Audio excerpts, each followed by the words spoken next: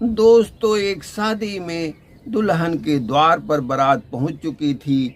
द्वार पूजा का रस्म भी हो रहा था। एक तरफ लड़के वाले थे, एक तरफ लड़की वाले थे। इसी दौरान बारात में आई लड़कियों के साथ ऐसा कुछ हो जाता है जिससे घरातियों और बारातियों में बवाल हो जाता है। मामला इतना बिगड़ जाता है कि बारात बिना दुल्हन के लौट जाती है, जिससे दो दिलों का 7 फेरों का रिश्ता टूट जाता है। मगर दोस्तों, कोई था जो उस खूबसूरत दुल्हन के आंसुओं को देख रहा था और दूल्हे की उदासी को समझ रहा था। हेलो दोस्तों, आदाब, नमस्कार। मैं हूँ एस.आर. सागर। आज आपको उत्तर प्रदेश के मेरठ जनपद के एक गांव की यह सच्ची कहानी सुनाने जा रहा हूँ। दोस्तों, मेरठ जनपद के गांव की रहने वाली खूबसूरत लड़की रजनी की शादी गांव से करीब 20 किलोमीटर दूर एक गांव में रहने वाले सुरेंद्र राजपूत के साथ 17 अप्रैल 2022 को हो रही थी। बारात समय से दुल्हन के घर पहुंच जाती है और पानी ठंडा पीने, नाश्ता करने के बाद द्वार पूजा का रस्म शुरू हो जाता है। दूल्हा मंडप में पहुंच जाता है। इस दौरान बारात आई लड़कियां एक गाड़ी में बैठकर बारात के साथ धीरे धीरे दुल्हन के घर की तरफ बढ़ रही थीं। तभी गांव का एक लड़का जो नशे में धुत था, लड़कियों की गाड़ी के पास जाता और उन्हें एकटक देखता, जिसे देखकर बारात का एक लड़का नाराज होता है और उसे मना करता है। लेकिन इसके बाद भी वो लड़का नहीं मानता और बार बार लड़कियों की गाड़ी के पास जाता और उन्हें देखता, जिस पर बारात का एक लड़का नाराज हो जाता है और उसे डांटते हुए धक्का दे देता है, जिससे वह जमीन पर गिर जाता है और जमीन पर गिरने के बाद फिर वह उठता है और बाराती लड़के को वह गाली देने लगता है, जिस पर 3-4 लड़के उसे पीट देते हैं। पीटने के बाद वह गांव में जाता है और फिर वह 4-5 लड़कों को लेकर के बारात में आ जाता है और देखते ही देखते घराती और बाराती में बवाल शुरू हो जाता है और यह बवाल पूरी तरह से मारपीट में बदल जाता है। घराती और बाराती के बीच मारपीट होते देख दूल्हा मंडप से आकर के बीच बचाव करता है, लेकिन इसके बाद भी किसी पर कोई असर नहीं पड़ता। इस मारपीट के बाद सुरेंद्र के रिश्तेदार नाराज हो जाते हैं और उसके पिता से कहते हैं कि इस तरह से घर बुला करके हम लोगों को बेइज्जत किया गया, अब हम लोग यहाँ शादी नहीं कर सकते। इसके बाद सुरेंद्र के पिता भी कहते हैं कि हम लोगों को जिस तरह से बेइज्जत किया गया, अब यहाँ शादी नहीं कर सकते हैं। बारात जब बिना शादी किए वहाँ से लौटने लगती है तो लड़की पक्ष के कुछ लोग आकर के मान मनोवल करते हैं, लेकिन इसका भी कोई रिजल्ट नहीं निकलता और अंत में बारात बिना दुल्हन के लौट जाती है।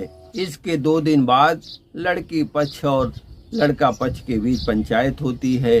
पंचायत में दोनों पक्ष अपने अपने नुकसान की भरपाई की मांग करते हैं। काफ़ी देर तक दोनों के बीच पंचायत चलती रहती है। लड़की पक्ष के लोग कहते हैं कि मेरा बहुत नुकसान हुआ, तो लड़के पक्ष के लोग भी कहते हैं कि हम लोगों का भी कम नुकसान नहीं हुआ है। दोनों पक्ष अपनी अपनी बात पर अड़ा हुआ था और पंचायत में कोई हल नहीं निकल रहा था।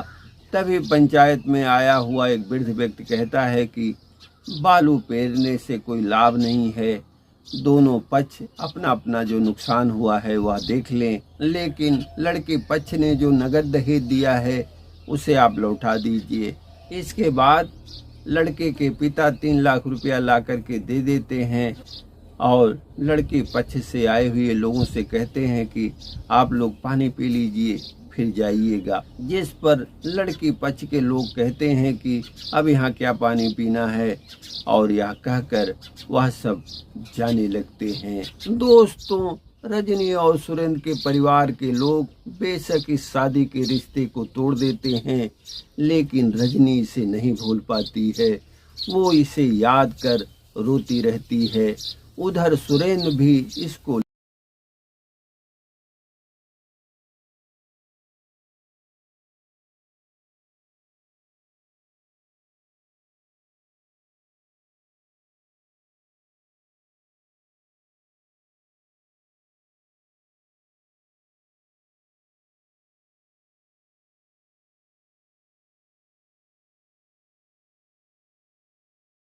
शादी टूटने के 3 माह बाद एक दिन रजनी और उसकी बुआ सड़क से पैदल जा रहे थे।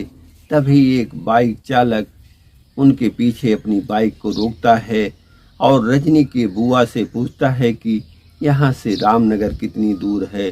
तो रजनी की बुआ उसी वक्त से कहती हैं कि भैया यहाँ से करीब 8-10 किलोमीटर दूर है। फिर रजनी की बुआ उसी वक्त से पूछती हैं कि आप रामनगर जा रहे हैं। तो वह युवक कहता है कि हाँ, हम रामनगर जा रहे हैं, हमारे एक दोस्त की बहन की शादी है, उसी में मैं जा रहा हूँ। फिर रजनी की बुआ कहती हैं कि भैया हमें भी वहीं चलना है। तो वह युवक कहता है कि ठीक है, आइए बैठिए, हम आपको वहाँ छोड़ देंगे। फिर रजनी की बुआ कहती हैं कि नहीं, हम 2 लोग हैं। तो वह कहता है कि क्या हुआ, आप दोनों लोग बैठिए, धीरे धीरे चलेंगे और वहाँ आप लोगों को छोड़ देंगे। इसके बाद रजनी और रजनी की बुआ उस बाइक पर बैठ जाती हैं और बाइक चालक अपनी गाड़ी को रामनगर के लिए आगे बढ़ा देता है। करीब 5-6 किलोमीटर चलने के बाद वह युवक सड़क के किनारे एक ठीक ठाक चाय पानी की दुकान पर अपनी बाइक को रोकता है और कहता है कि प्यास लगी है, पानी पी लें, फिर यहाँ से हम लोग आगे चलेंगे। इसके बाद रजनी की बुआ उसी वक्त से कहती हैं कि आप जाइए, पानी पी लीजिए, हम लोग यहीं खड़े हैं। जिस पर वह युवक कहता है कि आप लोग भी चलिए, अगर आप लोग नहीं पानी पिएंगे तो हम पानी पी करके क्या करेंगे। इसके बाद भी रजनी की बुआ मना करती हैं कि नहीं, आप जाइए, पानी पी लीजिए, हम लोग यहीं खड़े हैं। जिस पर वह युवक कहता है कि हम प्यासे रह लेंगे, लेकिन अगर आप लोग पानी नहीं पिएंगे तो हम नहीं पानी पिएंगे। यह सुनने के बाद रजनी की बुआ कहती हैं कि अगर ऐसी बात है तो चलिए, ठीक है, एक एक गिलास हम लोग भी पानी पी लेंगे। सुरेंद्र जैसे सर से हेलमेट उतारता है, रजनी उसे देखती है और चौंक जाती है। सुरेंद्र को देखने के बाद मन ही मन में वह सोचने लगती है कि ये वही तो नहीं है जिनके साथ हमारी शादी हो रही थी। फिर वह सोचने लगती है कि वो कहाँ हो सकते हैं, उनके जैसा कोई दूसरा होगा। उधर सुरेंद्र भी जब रजनी को देखता है तो वह भी चौंक जाता है और वह भी मन ही मन यह सोचने लगता है कि कहीं ये वही तो नहीं है जिनके साथ हमारी शादी हो रही थी। फिर वह सोचता है कि वो कहाँ हो सकती हैं, वो कहाँ मिल सकती हैं। इसके बाद दोनों एक दूसरे के फोटो को याद करने लगते हैं। दरअसल दोनों एक दूसरे को फोटो में ही देखे थे। दोनों की शादी फोटो देखने के बाद ही फाइनल हो गई थी। दोनों एक दूसरे को आमने सामने नहीं देखे थे, इसलिए दोनों एक दूसरे को देखने के बाद भी यह कन्फर्म नहीं कर पाते कि ये वही हैं जिनके साथ हमारी शादी हो रही थी। इसके बाद तीनों होटल की तरफ आगे बढ़ते हैं और एक खाली जगह देख करके वहाँ बैठ जाते हैं। वहाँ बैठने के बाद सुरेंद्र 3 जगह बर्फ़ी और 2 लीटर का एक ठंडा ऑर्डर देता है। बर्फ़ी आने के बाद तीनों बर्फ़ी खाते हैं, पानी पीते हैं। इसके बाद ठंडा पीने लगते हैं। ठंडा पीने के दौरान सुरेंद्र रजनी से कहता है कि आप तो पी ही नहीं रही हैं, हम लोग 2 गिलास पी चुके, लेकिन अभी आपका 1 गिलास नहीं ख़त्म हुआ है। इसके बाद रजनी गिलास को उठाती है और उसमें बचे हुए थोड़े से ठंडे को वह पी लेती है। फिर रजनी के गिलास में ठंडा गिराने के बाद उसकी बुआ के गिलास में वह ठंडा गिराता है और फिर अपने गिलास में ठंडा गिरा करके पीने लगता है। सुरेंद्र बार बार रजनी को देख रहा था और रजनी भी सुरेंद्र को देख रही थी। तभी रजनी की बुआ सुरेंद्र से पूछती हैं कि आप कहाँ से आ रहे हैं। तो सुरेंद्र कहता है कि मैं माधोपुर से आ रहा हूँ। और रजनी जैसे यह सुनती है वह फिर चौंक जाती है और वह अपनी शादी के कार्ड के बारे में सोचने लगती है, जिस पर लड़के के गांव का नाम माधोपुर लिखा हुआ था। और फिर वह शादी के कार्ड में लिखे माधोपुर गांव के नाम को याद करने लगती है, उसके बारे में सोचने लगती है कि शादी के कार्ड में भी उनके गांव का नाम माधोपुर ही लिखा था। तभी रजनी की बुआ उससे पूछती हैं कि आपकी शादी हो गई है कि नहीं हुई है। तो सुरेंद्र कहता है कि अभी नहीं हुई है, एक जगह हमारी शादी हो रही थी लेकिन होते होते रह गई। जिस पर उसकी बुआ पूछती हैं कि ऐसा क्या हो गया कि शादी होते होते रह गया। जिस पर सुरेंद्र कहता है कि लड़की के गांव के एक लड़के ने शादी में विवाद कर लिया, जिससे वहां मारपीट हो गई और बिना शादी किए ही बारात लौट आई। फिर सुरेंद्र कहता है कि बताइए इसमें हम लोगों की क्या गलती है जो लड़की वाले शादी से मना कर दिए। जब यह सुरेंद्र कह रहा था तो रजनी उसे गौर से देख रही थी और उसके शादी टूटने के दर्द को वह महसूस कर रही थी। इसके बाद सुरेंद्र इसका पेमेंट करता है और तीनों वहां से बाहर आने लगते हैं, लेकिन रजनी के पांव आगे नहीं बढ़ते। वह सुरेंद्र को सर से पांव तक निहार रही होती है, वह सुरेंद्र को गौर से देख रही होती है। इसके बाद रजनी यह कन्फर्म हो जाती है कि ये वही हैं जिनके साथ हमारी शादी हो रही थी, लेकिन सुरेंद्र यह कन्फर्म नहीं हो पाता है कि ये वही हैं जिनके साथ हमारी शादी होते होते रह गई। इसके बाद तीनों वहां से बाइक के पास आ जाते हैं। रजनी यह सोच करके सुरेंद्र के पीछे बैठना चाहती है कि हो सकता है कि आज के बाद इनके इतने करीब आने का मौका ना मिले। फिर उसकी बुआ जब सुरेंद्र के पीछे बैठने लगती हैं तो रजनी कहती है कि नहीं बुआ, आप पीछे बैठिए, मैं बीच में बैठूंगी, मुझे पीछे बैठने में डर लगता है। इसके बाद रजनी सुरेंद्र के पीछे उससे सट के बैठ जाती है और उसकी बुआ के बैठने के बाद सुरेंद्र बाइक को लेकर के आगे बढ़ जाता है। सुरेंद्र गाड़ी को चला रहा था और जब भी कहीं वह ब्रेक मारता रजनी उससे चिपक जाती। रजनी का शरीर जब सुरेंद्र से टच होता तो रजनी को जाने कैसा मीठा मीठा एहसास होता। उधर सुरेंद्र को भी जब रजनी का शरीर उससे छू जाता तो उससे एक अलग ही एहसास होता। कुछ देर चलने के बाद तीनों रामनगर पहुंच जाते हैं और वहां पहुंचने के बाद रजनी की बुआ उससे कहती हैं कि भैया हम लोग रामनगर आ गए, आप हम लोगों को यहाँ उतार दीजिए। वहाँ गाड़ी रोकने के बाद रजनी कहती है कि बुआ जी हम लोग इतनी जल्दी रामनगर आ गए। जिस पर उसकी बुआ कहती हैं कि कहाँ इतनी जल्दी आ गए, 2 लोग बाइक पर हम लोग बैठे थे इसलिए बाबू वैसे ही गाड़ी स्लो चला रहे थे। वहाँ उतरने के बाद रजनी की बुआ सुरेंद्र से कहती हैं कि भैया आप कब वापस घर जाएंगे। तो सुरेंद्र कहता है कि कल जाएंगे। जिस पर रजनी की बुआ कहती हैं कि भैया कल जब आप जाइएगा तो हम लोगों को भी लिवा चलिएगा, हम लोगों को भी कल वापस जाना है। फिर रजनी की बुआ रजनी की तरफ इशारा करते हुए कहती हैं कि ये मेरी भतीजी है, इसकी एक जगह शादी की बात चल रही है। लड़का और लड़के की माँ कह रही हैं कि पहले प्राइवेट में दिखा दीजिए, लड़की अगर समझ में आएगी तो फिर रीत रिवाज से देखेंगे और शादी फाइनल करेंगे। इसीलिए इसे यहाँ लाई हूँ और उन लोगों को दिखाने के बाद कल ले जा कर के फिर घर छोड़ाऊँगी। फिर सुरेंद्र रजनी की बुआ से कहता है कि ठीक है कल आएंगे और आप लोग अगर चलेंगी तो आप लोगों को ले चलेंगे, वहाँ छोड़ देंगे। इसके बाद रजनी की बुआ सुरेंद्र से कहती हैं कि आप अपना नंबर दे दीजिए, हम आपको कल फ़ोन करेंगे। इसके बाद सुरेंद्र अपना नंबर दे देता है और नंबर देने के बाद फिर वह वहाँ से जाने लगता है। सुरेंद्र वहाँ से जब आगे बढ़ता है तो रजनी उसे दूर तक गौर से देखती रहती है।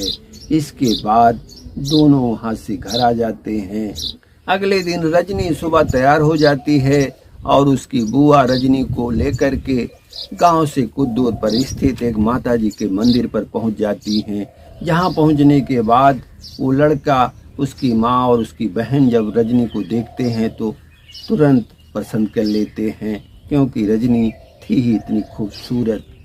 रजनी को देखने के बाद लड़के की माँ रजनी की बुआ से कहती हैं कि लड़की हम लोगों को पसंद है, अगर दहेज थोड़ा कम भी मिलेगा तब भी हम लोग शादी कर लेंगे।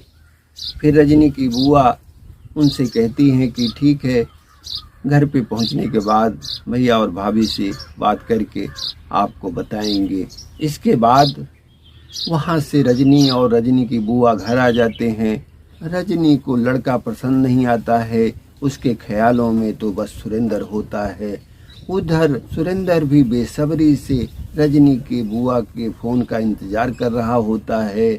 वह तो सुबह ही घर चला जाना चाहता था, लेकिन रजनी के वजह से उसका घर जाने का मन नहीं कर रहा था। रजनी अपनी बुआ से कहती है कि बुआ उन्हें फ़ोन कीजिए, उन्हीं के साथ हम लोग घर चलेंगे।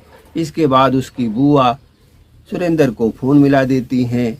जैसे सुरेंद्र को रजनी के बुआ का फ़ोन मिलता है वह बहुत खुश होता है और फिर रजनी की बुआ से पूछता है कि आप लोग कब चलेंगे।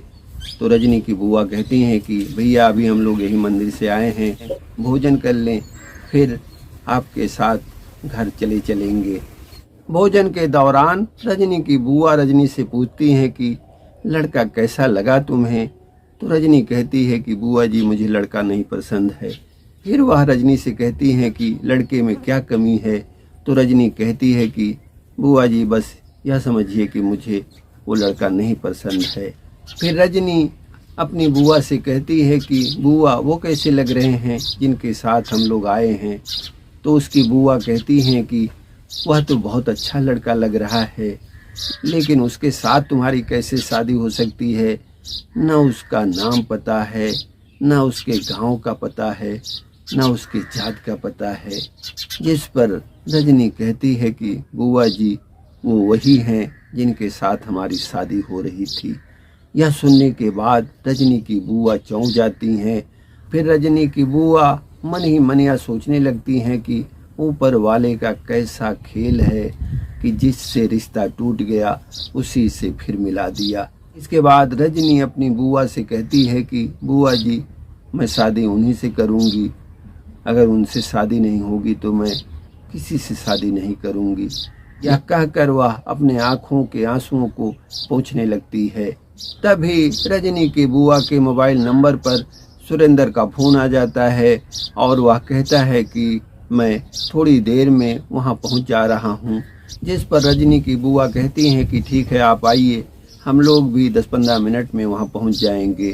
सुरेंद्र के पास जब रजनी और उसकी बुआ पहुंचती हैं और सुरेंद्र जब रजनी को देखता है तो सर से पांव तक उसे देखने लगता है। इस काले ड्रेस में रजनी काफी खूबसूरत लग रही थी। उसके गोरा रंग पे ये काला ड्रेस कयामत ढा रहा था। सुरेंद्र रजनी को कुछ पल निहारने के बाद फिर रजनी की बुआ से कहता है कि आइए बैठिए, हम लोग चलते हैं। इसके बाद रजनी की बुआ रजनी से कहती हैं कि चलो बैठो। तो रजनी कहती है कि नहीं बुआ जी आप बैठिए, मैं आपके पीछे बैठूंगी। तो वह रजनी से कहती हैं कि अब डर नहीं लगेगा। तो रजनी कहती है कि नहीं अब नहीं डर लगता, आप बैठिए मैं आपके पीछे बैठ लूंगी। इसके बाद दोनों बैठ जाते हैं और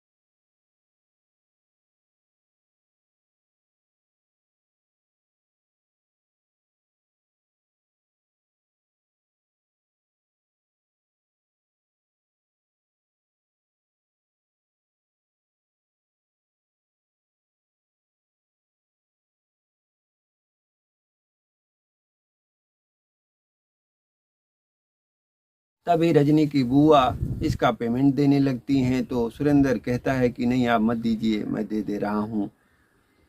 तो रजनी की बुआ कहती हैं कि नहीं आप रहने दीजिए, मैं दे रही हूँ। सुरेंद्र कहता है कि नहीं अगली बार जब आपसे मिलेंगे तब आप दीजिएगा।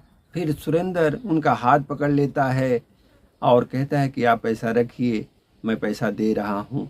फिर वह 500 का नोट देता है और इसका पेमेंट काटने के बाद दुकानदार बाकी पैसा सुरेंद्र को लौटा देता है। इसके बाद रजनी की बुआ सुरेंद्र से कहती हैं कि आप लोग बैठिए, मैं बगल के दुकान से कुछ सामान ले आऊं। इसके बाद वह बगल की दुकान पर सामान लेने चली जाती हैं और आमने सामने रजनी और सुरेंद्र बैठे होते हैं। तभी सुरेंद्र रजनी से पूछता है कि लड़का कैसा था। तो रजनी कहती है कि लड़का मुझे नहीं पसंद है। जिस पर सुरेंद्र कहता है कि आपकी जिसके साथ शादी होगी वो बहुत खुशनसीब होगा। यह सुनने के बाद रजनी कहती है कि आपकी जिसके साथ शादी होगी वो। जिस पर सुरेंद्र कहता है कि हमारा ऐसा कहाँ नसीब है, एक बार जिसको पाना भी चाहे उसके पास पहुंचकर भी उसे नहीं पा सके। जब यह सुरेंद्र कह रहा था तो रजनी उसकी आंखों में आंखें डालकर उसे गौर से देख रही थी। इसके बाद रजनी सुरेंद्र से कहती है कि अगर आपकी शादी उन्हीं के साथ हो जाए तो सुरेंद्र कहता है कि मैं उन्हें दिल में बसा के रखूंगा, उन्हें बहुत प्यार करूंगा। जब यह कह रहा होता है सुरेंद्र तो रजनी उसे गौर से देख रही होती है, उसे निहार रही होती है। तभी रजनी की बुआ वहाँ आ जाती हैं और कहती हैं कि चलिए चला जाए, लेट हो रहा है। फिर वहाँ से आने के बाद तीनों बाइक पर आकर बैठ जाते हैं और सुरेंद्र इन दोनों को लेकर के आगे बढ़ जाता है। सुरेंद्र कुछ देर बाद वहाँ पहुँच जाता है जहाँ रजनी और रजनी की बुआ उससे मिली थी। वहाँ छोड़ने के बाद सुरेंद्र जब आगे बढ़ रहा होता है तो रजनी को लगता कि जैसे उसका सब कुछ चुरा करके कोई उससे दूर जा रहा है। उधर सुरेंद्र जैसे जैसे आगे बढ़ रहा था उसका दिल तेज तेज धड़क रहा था और उसको लगता कि जैसे उसका दिल किसी ने चुरा लिया है। सुरेंद्र घर पहुंचने के बाद अगले दिन से वह रजनी के बुआ के फ़ोन का इंतज़ार करने लगता है, लेकिन वह यह सोच करके रजनी के बुआ को फ़ोन नहीं करता कि वह वहाँ जाएंगी, बात करेंगी और जब बात हो जाएगी तो वह खुद फ़ोन करेंगी। उधर कुछ देर के बाद रजनी और रजनी की बुआ दोनों घर पहुँच जाते हैं। घर पहुँचने के बाद रजनी की माँ उसकी बुआ से पूछती हैं कि लड़का कैसा है। तो रजनी की बुआ उससे कहती हैं कि लड़का रजनी को पसंद नहीं है। फिर वह रजनी की माँ से कहती हैं कि भाभी जहाँ रजनी की शादी हो रही थी मेरा तो दिल कह रहा है कि वहीं शादी फिर से रजनी का कर दिया जाए। तो रजनी की माँ रजनी की बुआ से कहती हैं कि दीदी मुझे कोई दिक्कत नहीं है, लेकिन आप अपने भैया से बात कर लीजिए। शाम को जब रजनी के पापा घर आते हैं तो उसकी बुआ अपने भाई से बात करती हैं। तो वह कहते हैं कि मुझे वहाँ शादी करने में कोई दिक्कत नहीं है। एक बार तो बड़ी मुश्किल से रजनी के लायक मैंने लड़का ढूंढा था, लेकिन रजनी के जाने के बाद वो लोग रजनी को वहाँ परेशान न करें। तो रजनी की बुआ अपने भाई से कहती हैं कि नहीं भैया ऐसा तो नहीं लग रहा है, वो लोग शरीफ लग रहे हैं और ऐसा तो मुझे नहीं लगता कि रजनी को वहाँ जाने के बाद परेशान करेंगे। तो रजनी के पापा कहते हैं कि हाँ यह सही है, लड़का भी शरीफ है और उसके पापा और उसके घरवाले भी शरीफ हैं। इसके बाद शुभ मुहूर्त देख करके 20 दिसंबर 2022 को रजनी के साथ सुरेंद्र की एक छोटे से शादी समारोह में शादी हो जाती है और रजनी अगले दिन दुल्हन बन के सुरेंद्र के घर आ जाती है। दोस्तों लोग सच ही कहते हैं कि इंसान तो एक माध्यम होता है, मिलने मिलाने वाला ऊपर वाला होता है। ये कहानी आपको कैसी लगी कमेंट में अपनी राय दीजिएगा, लाइक कीजिएगा और अगर आपने अभी तक हमारे इस चैनल को सब्सक्राइब नहीं किया है तो प्लीज़ आप इसे सब्सक्राइब कर लीजिए। जय हिंद।